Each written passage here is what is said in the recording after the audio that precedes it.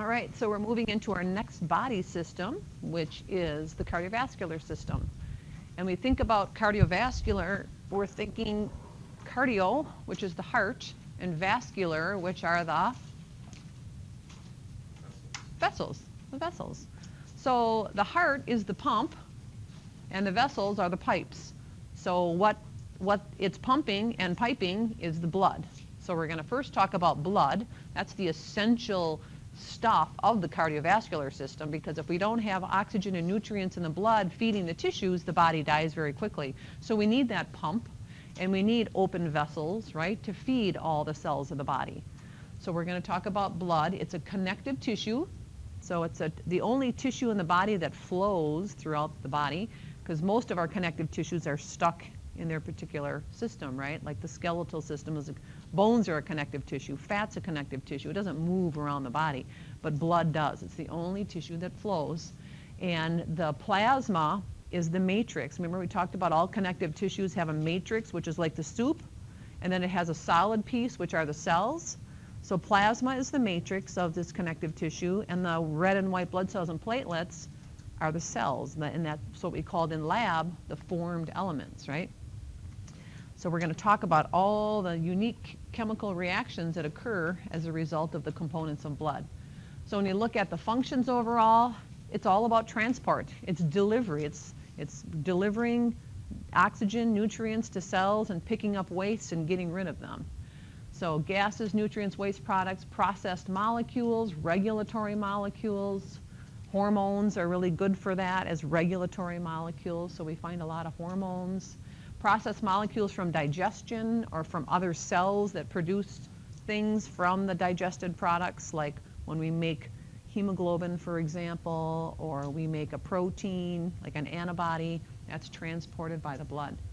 Regulating pH and osmosis. So our blood, if it's really concentrated, it's going to pull water by osmosis, because water always flows from a dilute, where there's more water, to where there's more concentrated solution. So if we have a lot of salt and sugar or proteins, plasma proteins in our blood, that pulls water in by osmosis. And what do you think happens to blood pressure? It goes up, because when you pull water into blood vessels, that's more fluid in the piping system. And then what does the heart have to do? The heart has to work harder, right, to pump all that extra fluid. So that's why we tell people that have heart failure to not drink a lot of salt, or not eat a lot of salt, or drink salty beverages. Like diet soda is high in salt. So soups are high in salt. So we try to, limit that. pH, our pH of blood should be what number? Do you remember that number from the beginning of the semester? Yeah, very good. 7.35 to 7.45. That's an important number to remember. It's slightly what? Acidic or basic? Slightly basic, right? But if we drop anything below 7.35, clinically we call that acidosis, because that's on the acidic side for what blood should be, even though it's still above 7. Maintaining body temperature. That blood is warm. We find that arteries and veins, the major ones, lie right next to each other. And we're going to see that in lab. Those arteries and veins lie right next to one another to share that core body temperature. And the largest of veins and arteries are found in our core, running right down our midline. So that maintains our body temperature. And what happens when it's cold outside? What are the first things to get really cold? Your hands and feet, right? Or fingertips and toes and your nose, right? The extremities have the smallest blood vessels, so they are the ones that are going to lose that heat. Exactly. And in the dying process, the body shunts that off. So the core, blood is always directed to the core to keep the main organs alive when we're freezing to death, heaven forbid, or dying. So we start to see, bed sores develop in people on their heels, right, when people are dying. So in the healthcare system, sometimes we're a little judgmental when we see a elderly patient come in from a nursing home and their heels are worn down to, stage 4 pressure ulcers. Or their sacrum, right, where the skin is really thin there. And that's not always a reflection on poor care. It's a reflection on an old and dying body, that the blood supply is shunted to the brain, heart, and kidneys, and the skin is a low priority, right? So then if the skin isn't getting proper blood supply, it breaks down, right? So be cognizant of that it's not a reflection on the care all the time. Now it is sometimes, definitely, but in a person, an old, elderly, thin person who's not eating and actively dying, their skin is going to break down, and that's just going to be, you know, part of the process of dying. Protection against foreign substances. What do we have in our blood that protects us from foreign invaders, like the influenza virus? White blood cells, and what do lymphocytes produce? B cells and T cells. They produce, like, why do you get your vaccine against all these? Yeah, antibodies. Our body produces antibodies, our lymphocytes produce antibodies that are soldiers on the front lines ready for when that infectious agent comes into our system, bam, it's destroyed and killed. But now if you don't have the antibodies because you haven't been exposed or you haven't had your flu shot, then it takes your body about 2 weeks to make the antibodies and to annihilate the virus or bacteria. So then people are sick during the time that their body is making antibodies. And for some people with weakened immune system, they'll never make the antibodies and they're going to die of symptoms related to that infection. And again, that's why we get our flu shot, to protect us. Yeah, great. But number one, if you're going into a healthcare environment and working with people with poor immune systems, you're protecting them by not bringing that virus to their bedside. And then clot formation. We have factors in our plasma that are clotting factors. They're dissolved in the plasma. And people that are hemophiliacs, they lack those clotting factors and they have to inject themselves with the clotting factor when they cut themselves to make sure that they get the ability to stop bleeding like the rest of us take for granted. And then we have the platelets too that start the process, and those are just floating around in the plasma and they plug the hole of the capillaries when there's bleeding occurring. So when you look at the composition of blood, we looked at some of this in lab. More than half of our blood, if we spin it down in a centrifuge, the heavy stuff, the solid particles settle to the bottom. That's the formed elements, and that's red blood cells and white blood cells in that buffy coat. And then the rest is this yellow liquid called plasma. If I look at the plasma, this component, it's mostly water, 91% water. And where does that water come from? Do we make water in our bodies? Nope. We drink it and eat it. Yeah. So if your patient is not eating or drinking, we better be giving them some IV fluids, right? Or tube feeding to make sure that they're getting some fluid in their system.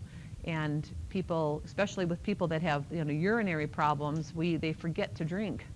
Because if we need them to pee and avoid having to straight cath them, then they need to drink, right? Because we make a little bit of water in metabolism, but because remember that's one of the byproducts of metabolism is water vapor, but not enough to keep things going. We need it in our digestive tract. So if I have high blood pressure, do I want to limit the amount of fluid I'm drinking in? Yeah. Or heart failure. Definitely with heart failure, you need to watch it because the heart can't pump all that extra fluid. So the other, 9% is protein. So there's a lot of proteins in our plasma. Albumin is a really important protein. It's a carrier protein and it also contributes to our blood pressure. If we have low albumin, that's going to prevent that osmosis to keep our blood pressure up. So if there's no solute to draw water in by osmosis, water stays out in the tissues and blood pressure drops. And if there's a bunch of water in the tissues from low albumin, what does that look like? What does my patient look like? Puffy. Yeah. What do we call that? Edema, right? So puffy legs, and it goes with gravity, right? So people have really big legs and big feet. Puffy, where you push it and it's like, you know what the kids play with those squishies, right? You push a squishy and it slowly comes back up. That's called pitting edema in people that have a lot of fluid in the tissues, and that's really nasty for them because that can impair blood flow. It can cause breaks in the skin, and the fluid will actually bubble up and form water blisters on the surface of the skin, and then they'll break, and they'll be continuously losing fluid through their tissues. I mean, we've had people that we wrap towels around their legs, and we're changing the towels every hour because they're soaked with fluid, and it's plasma. It's plasma that's leaking. If it can't go through the kidneys into the bladder and be urinated away, it rises to the surface and comes out of the skin. So when you see water blisters on people, you need to let someone know this person is not getting rid of fluid like they need to, and they need some thing to kick in their kidneys, and that's when we give them medicines to turn on the kidneys and make them pee a lot. Okay, so we have all these proteins in there. Globulins are antibodies. So when we talk about globulins, those are the antibodies that you formed from exposure to foreign materials. And then fibrinogen, I mean, if you look at the percentage here, most of our plasma is water. We already talked about that, but the rest, proteins and antibodies. Antibodies are proteins, so these are just, this is a special type of protein, albumin. Carrier proteins, again, causing water to draw in. These are large proteins. Globulins are antibodies. They're smaller, but they've been formed by your immune system. And then a really small percent of our plasma is this fibrinogen, and this is for forming clots. And we need to form clots. This is a very, very important protein, because if we cut ourselves and can't clot, you will bleed out very quickly. And that's what happens to hemophiliacs and people that are on blood thinners. We interfere with the clotting process in people that are at risk for heart attack and stroke. So when people have a lot of narrowing of the arteries, arteriosclerosis, we'll put them on a blood thinner. Or if they get an artificial valve or a stent, we'll put them on blood thinners, because those are foreign things that can cause blood to clot around those foreign objects. And when people have heart arrhythmias like atrial fibrillation, when the atria are just quivering and they're not pumping fully, when blood pools and sits, it clots. So those people need blood thinners. So we have to interfere with that fibrinogen and not let it do its job fully, otherwise people will die of a heart attack or stroke. And then the other little bit, so that's 7%, the other 2% of the 9% that's not water are ions that we're bringing in from the outside, nutrients like carbohydrates, fats, proteins, waste products as a result of metabolism, gases, carbon dioxide and oxygen are the only gases we care about and can use, and then regulatory substances that are, again, hormones are a good example of that. So we talked about in lab already the platelets, the red blood cells, and the white blood cells that form the formed elements. You can see that the most numerous are the neutrophils and the least numerous are the basophils. And the rest are these red blood cells. So when you look at blood, makes up about 8% of our total body weight. That's a lot. 1.5 gallons in men. That's a lot of blood. That can be lost very quickly if you cut an artery. So we have to look when we see, blood that's spurting in bursts, that's cutting out of an artery, and how do we stop that? Tourniquet, yeah. Above where the spewing is, right? So you take a t-shirt off and tie it really tight right above that site. Okay, so we talked about that. Now serum is a word where we take plasma and get rid of the clotting factors. So if someone gets bitten by a snake and a rattlesnake, the toxin in that rattlesnake saliva can kill a person. So they run to the doctor and they get what's called the anti-serum. Anti-serum is plasma without any fibrinogen, because we don't want to add extra clotting factors to someone who got bit by a snake. We just want to give them the antibodies that someone else has formed from that rattlesnake exposure. So we give them the anti-serum. So it's just plasma without fibrinogen with the antibodies for rattlesnake venom. And that's how the healthcare workers that were taking care of people that had Ebola, remember that years ago? When the big scare of Ebola? Well, once they were exposed, they instantly were given the antibodies. So if I give someone the antibodies to a disease, that attacks the virus right away and then they don't have to get sick, right? But if I just let someone make their own antibodies, they could die in the process related to the symptoms of that disease. So same thing with tetanus. If you cut yourself, and expose yourself to tetanus, they're going to give you a tetanus shot, but if they think there's a real exposure, they can give you antibodies, the anti-serum to that. Same thing with like the black widow spider and all those things we know that you need antibodies for. Rabies is another one, right? You get bit by a rabid dog, they're going to give you the antibodies and not wait around and let you form your own and become rabid in the meantime. So that's what serum is. Okay, so we talked about plasma. And we donate our plasma for people that have bleeding disorders because we're giving them what? Yeah, the fibrinogen. And there's other clotting factors that are even smaller that are related, and we're going to talk about that. People that have lost a lot of blood from trauma, they need the plasma to boost up their blood volume. People that are in shock, they need all those products, and again, in the plasma to recover, because they're not going to have those conditions, or they're not going to have those components that are critical, like the ions and the nutrients and all that. Live conditions, what? What? I don't know what that. Oh, liver, thank you. I didn't even know my own notes. Yeah, I haven't looked at this in a while. Liver conditions, yes. Because the liver, thank you, makes these proteins. So these, other than the globulins, the albumin and fibrinogen is made by the liver. So if your liver is shot with, what is the #1 cause of shot liver in our patients? Alcoholism, yeah, lifelong alcoholism, or hepatitis from IV drug use, or hepatitis from exposure in a restaurant that was never treated. So we do see liver disease from that. Well, they can't produce albumin or fibrinogen, so they're going to be all full of edema. Again, osmosis can't pull in water if the albumin levels are low, and they can't clot, so they're going to bleed a lot and have big fluid on board, especially around the midsection. Okay, let's see. So all of these other things we're going to kind of talk about, you know, throughout the unit here. So red blood cells are the formed elements, white blood cells and platelets, that's the solid part of blood. We talked about that in lab. We looked at a blood smear in lab, so you can identify those. We're not going to spend a lot of time on that. We already did.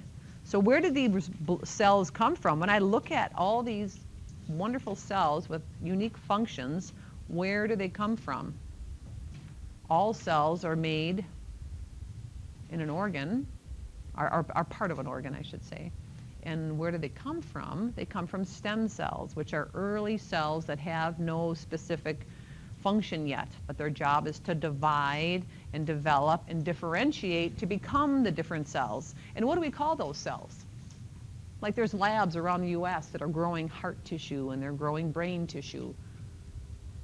What do we call those cells? There's a lot of controversy around them. Sometimes they come from embryos left over from in vitro fertilizations that weren't used. Stem cells, yeah, stem cell research can be a little bit controversial depending on where those cells come from. We have stem cells in our skin, and we have stem cells in our bone marrow that produce these red blood cells. So all these red blood cells were produced in the bone marrow. That's where they come from. So if you have leukemia, you have white blood cells in the bone marrow that are dividing out of control, and they're non-functional, abnormal white blood cells. So people get bone pain from all those blood cells, you know, filling the bone marrow and causing pressure, and they also have lots of infections and fever because the immune system isn't working properly. If I have too many red blood cells forming, that can cause clots because these red blood cells come through our capillaries single file, those tiniest of capillaries, and if we have too many of them, they clog up. So the process of forming red blood cells in the bone marrow is called Hamato Poesis. It's poesis is how you say that, or hemopoiesis. So it occurs in the bone marrow. So that is a key thing to underline and highlight right now is hematopoiesis occurs in the red bone marrow. Remember, white bone marrow is what? Oh, not white. Yellow bone marrow is what? Adipose tissue, yeah. So this occurs in the flat bones of adults. So even though it's in our blood vessels, they were formed in our bones in the red bone marrow. So stem cells are just a single population of cells that differentiate to become all those wonderful red and white blood cells. So when someone has a bone marrow transplant, they're taking the stem cells from the ileum, so they go into this flat bone of an adult, and they take those cells out and replace them, and they destroy the bone marrow of a person with leukemia, and they give them the new bone marrow, and that has saved many lives. So here's the process. Here's the stem cell. Here's how they start to differentiate, and then they further differentiate. Like if I look at a red blood cell, key concept I want you to see in this diagram is the nucleus gets kicked out toward the end of that development. So the red blood cells are the only blood cells that don't have a nucleus, because a nucleus is a very energetic little organelle, and it takes energy and oxygen and ATP to do its job. Do we want to take up oxygen if the job of red blood cells are to deliver oxygen? No. So we kick that nucleus out so it's efficient and not using up oxygen. Can that red blood cell live a long time if it has no nucleus? No, because there's nothing to replace and tell the cell to divide and function. So a red blood cell is kind of just like a school bus. Its job is to pick up oxygen, or pick up oxygen, carbon dioxide, and dump it off. That's its job. If I look at these other cells, they have a unique nucleus, and we looked at those in lab. And you can see that these two lymphocytes and monocytes, they are the largest and smallest of the white blood cells. And this special cell, called a megakaryoblast, it actually breaks apart and becomes platelets. And that's where the term platelet came from, is the breaking apart of those cells. So all of this happens in the bone marrow, and then they enter the blood vessels. So red blood cells are all the action is at for keeping us alive on a minute-to-minute basis. So they are biconcave and anucleate. Anucleate means no nucleus. Really, really important that you remember that. No nucleus. And because of that, they're collapsed in the middle. And what Halloween candy is collapsed in the middle and has thicker edges? What? Smarties, yeah, sweet tarts, right? So that's kind of what a red blood cell looks like. It's collapsed in the middle because there's no nucleus. And what's inside of that cell is hemoglobin, which binds carbon dioxide and oxygen. There's some fat, some ATP, and some carbonic anhydrase, which we'll learn a lot about that function of that enzyme in advanced A&P. So the function of red blood cells are to transport oxygen from the lungs to the tissues and carbon dioxide from the tissues to the lungs. So it's picking up oxygen in the tissues, picking up oxygen in the lungs, dumping it to the tissues, and then it's picking up the waste product carbon dioxide from the tissues, taking it to the lungs to be exhaled away. So hemoglobin binds oxygen and carbon dioxide and gives blood its red color. So if we look at the hemoglobin molecule, what's in the center of it? Can you read that? Iron. So we need iron for functional hemoglobin to make hemoglobin. This is a protein. It's a globular protein, and it has spots for binding oxygen and spots for binding carbon dioxide. The oxygen binds to the heme portion of the hemoglobin molecule, and the globin, the brown larger structures, those bind carbon dioxide and nitric oxide, which is important for blood pressure. Nitric oxide, I don't think we don't really refer to that much even in advanced A&P. But anyway, so transporting oxygen, transporting carbon dioxide. So if a person doesn't get enough iron in their diet, if they have low iron, that's called, and it causes less hemoglobin and red blood cell function, we call that anemia. Iron deficiency anemia is the #1 cause of anemia, and it's easily corrected with an iron supplement.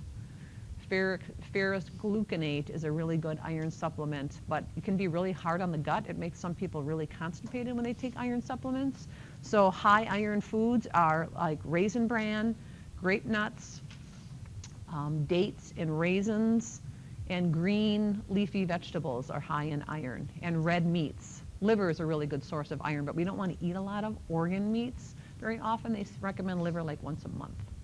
But if you like green leafy vegetables like spinach and just those really green salads, those are good sources of iron. So if we look at a red blood cell, it has 250 million hemoglobin molecules, because these are small little proteins. And there's 4 little areas for oxygen to bind on that. That's 250 million hemoglobin times 4 hemes. That's how much oxygen 1 red blood cell can carry. That's a lot of oxygen. So if we look at where oxygen is found, most of it is bound to hemoglobin. It's loading up the school buses, which is a red blood cell, and then within that is hemoglobin, that's the seats. Think of the seats in the school bus as hemoglobin, and the bus is the red blood cell.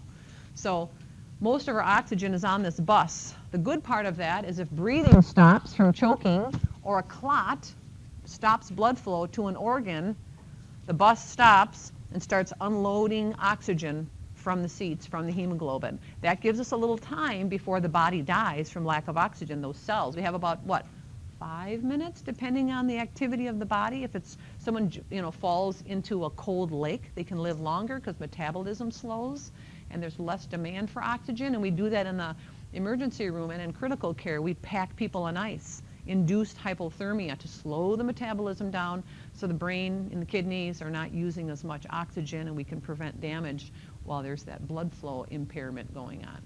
So that's the beauty of hemoglobin. It just holds on to oxygen, so it's a ready supply as we need it on a second-to-second basis. So if you have low iron anemia, you're going to have less oxygen, you're going to feel tired and weak, you're going to look pale. Depression is related to anemia. So you should get your iron checked when you go in for your doctor appointments, and we do check it in advanced AP. Comment?